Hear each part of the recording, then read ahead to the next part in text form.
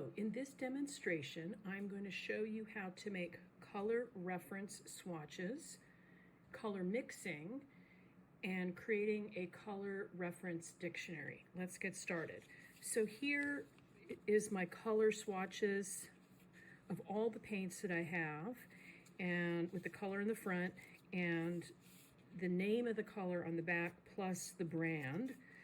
And what's nice about this is if I'm working on a painting, I can flip through and pull one out, stick it on my painting and see if that color might work. It also reminds me of what colors I have in my inventory. So I'm gonna add some new colors. I'm gonna do this Charvan Cadmium Yellow Deep and a Charvan Indigo.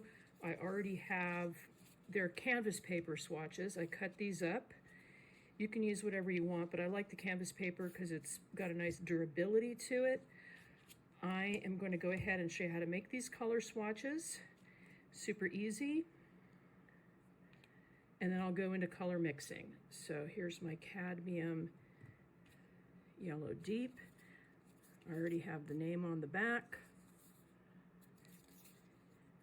I just take my angled palette knife and scrape some of that color across.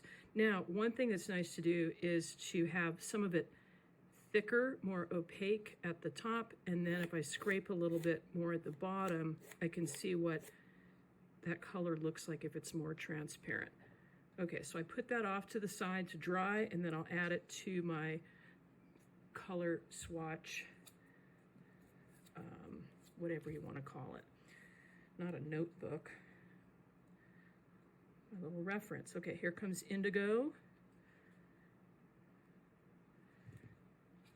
Just repeat the same step.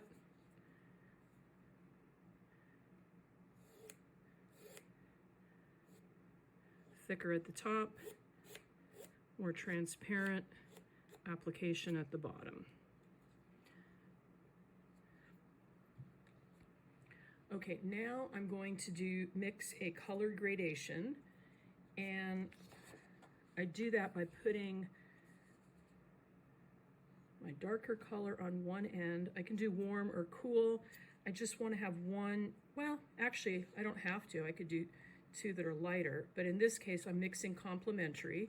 So I put my dark indigo at one end. I put my cadmium yellow at the other. Should have brought a rag. Okay, then I'm going to start mixing across.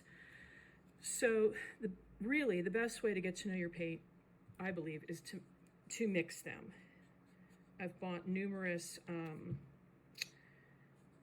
paint wheels, references. I just can't relate to them unless I've mixed it. So I'm going to start with just a teeny bit of the indigo. I could have gone even teenier. Okay, and I'm assuming it's going to make some sort of a greeny brown shade. I like this angled palette knife. I can scrape and then smoosh until it's well blended. And then I'm going to put a swatch of that color in. Okay, now if I was creating a painting, I would reserve some of these colors off to the side, but I'm not. I'm just making my gradation, so I'm not going to reserve any paint. Okay, I'm going to bring it up a little bit more.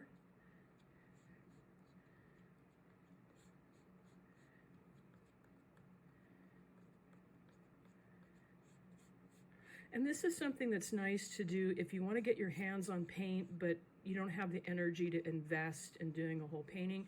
You can work on your color mixing for your dictionary or making your color swatches. It's almost like making a recipe book in a way of your colors.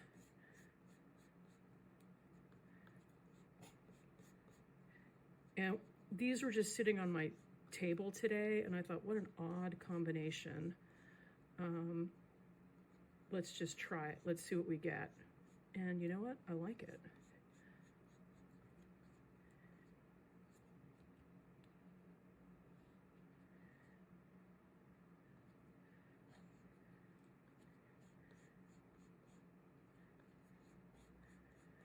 So what's nice about mixing is in real time, you get immediate feedback and information about how your colors are interacting and mixing, which is totally different than looking at,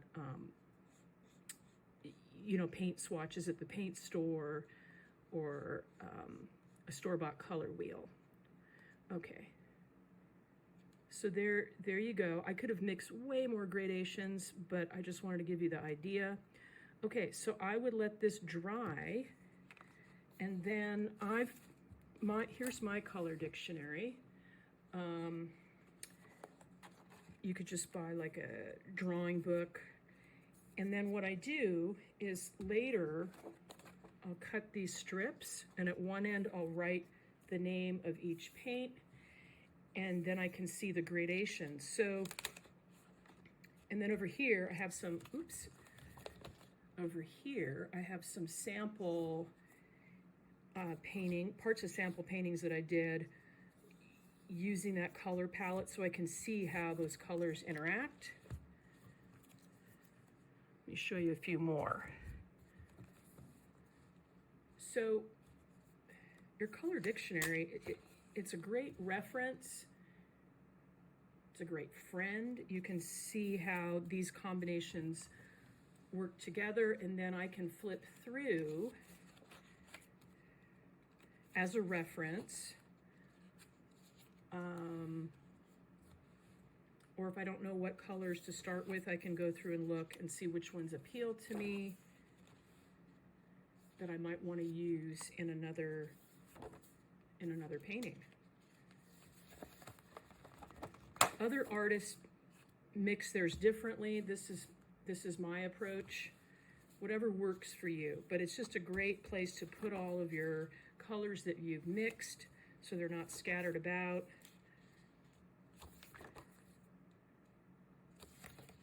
It's your color library, really. Okay, and that is it.